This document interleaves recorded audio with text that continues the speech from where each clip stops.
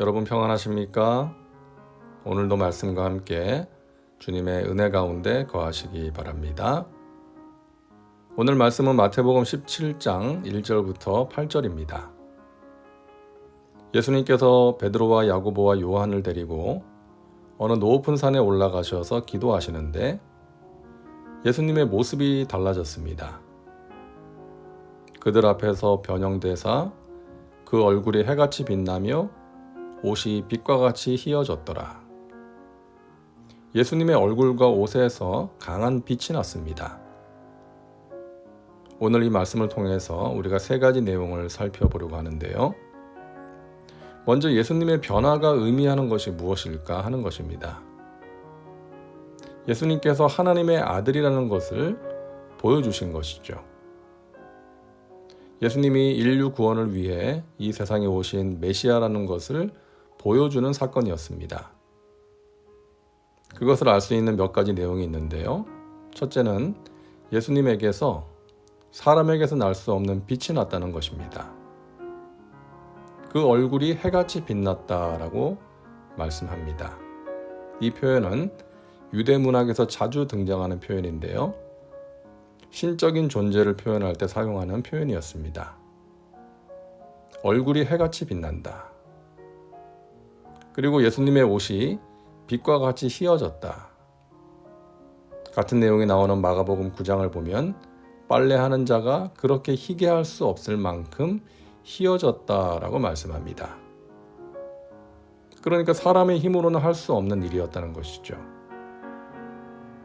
둘째는 모세와 엘리야가 나타나서 예수님과 이야기를 나눕니다. 그때에 모세와 엘리야가 예수와 더불어 말하는 것이 그들에게 보이거늘. 모세는 율법을 받은 사람이고 엘리야는 선지자들을 대표하는 사람입니다. 그러니까 예수님께서 율법과 예언을 성취하기 위해 오신 메시아라는 것을 보여주는 것입니다. 셋째는 하나님의 음성이 들렸다는 것이죠. 말할 때에 호련히 빛난 구름이 그들을 덮으며 구름 속에서 소리가 나서 이르시되 이는 내 사랑하는 아들이요 내 기뻐하는 자니 너희는 그의 말을 들으라 하시는지라. 말할 때에, 그때가 언제냐 하면 베드로가 너무 좋아서 여기에다 초막 셋을 짓고 살면 좋겠습니다 라고 말할 그때에 하늘에서 음성이 들렸다는 것입니다.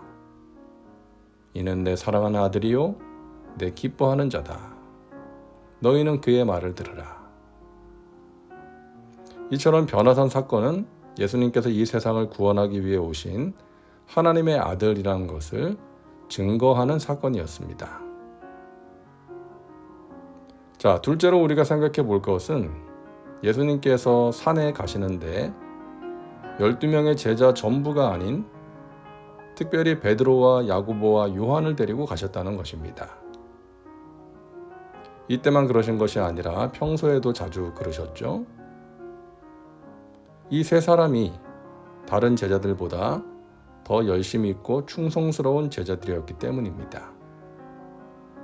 다른 제자들보다 예수님을 더 사랑하고 가까이 했기 때문이죠. 이것을 예수님의 차별이나 편애라고 생각해서는 안 됩니다. 충성스러운 자에게 더 많은 것을 맡기는 것이죠.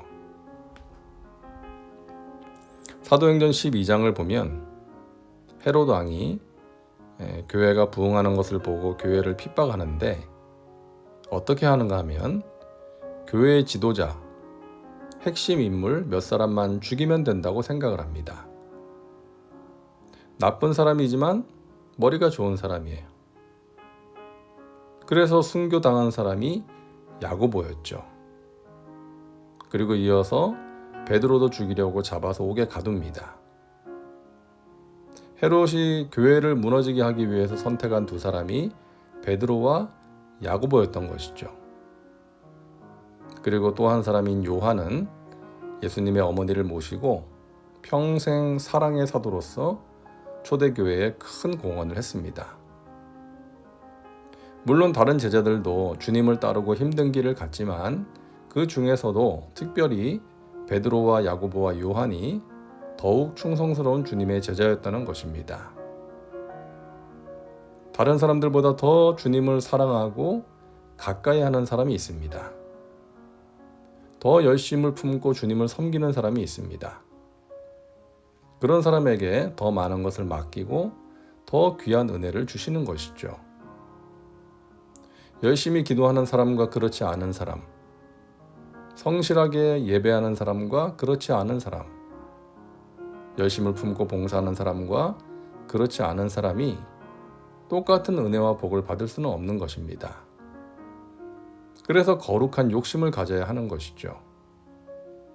베드로와 야고보와 요한처럼 그 누구보다 더 주님을 가까이 하고 주님께 인정받고 귀하게 쓰임받는 사람이 되시기를 바랍니다. 세상의 부요함보다 믿음의 부요함을 욕심내는 사람이 되시기를 바랍니다. 셋째로 우리가 생각해 볼 것은 산에 머무르지 말고 내려가야 한다는 것입니다. 베드로와 야고보와 요한은 예수님 따라서 산에 올라갔다가 거기서 신비한 체험을 합니다.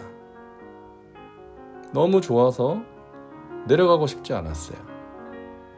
그래서 거기에다 초막을 짓고 살면 좋겠다고 이야기를 합니다. 하지만 예수님은 허락하지 않으셨죠. 그것이 옳은 일이 아니었기 때문입니다.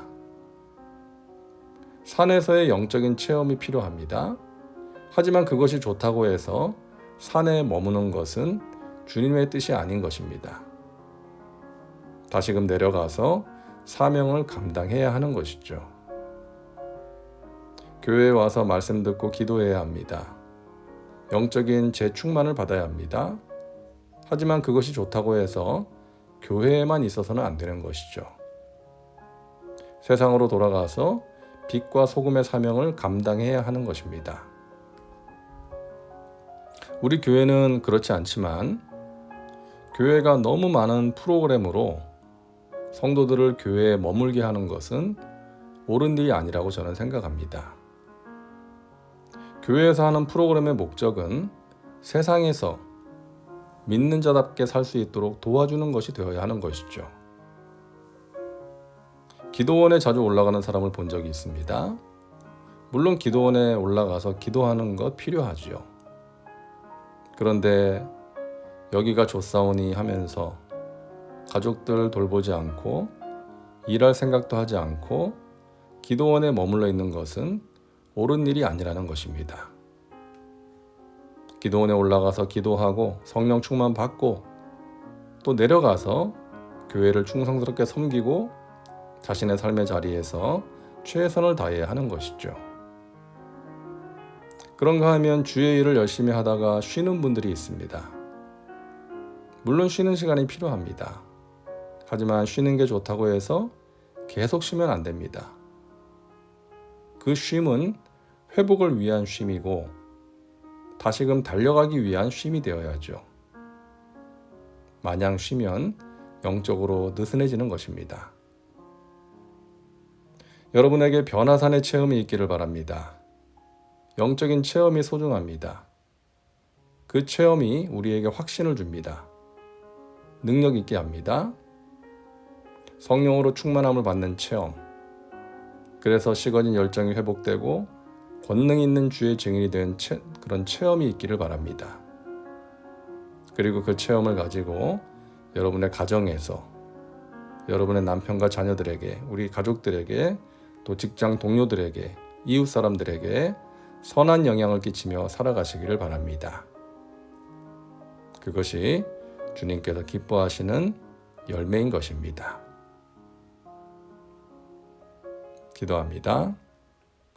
사랑과 은혜가 풍성하신 하나님, 오늘도 말씀과 함께 살게 하시니 감사합니다. 변형되신 예수님을 보면서 귀한 것들을 생각하게 하셨습니다. 우리에게 변화산의 체험이 있게 하여 주옵소서.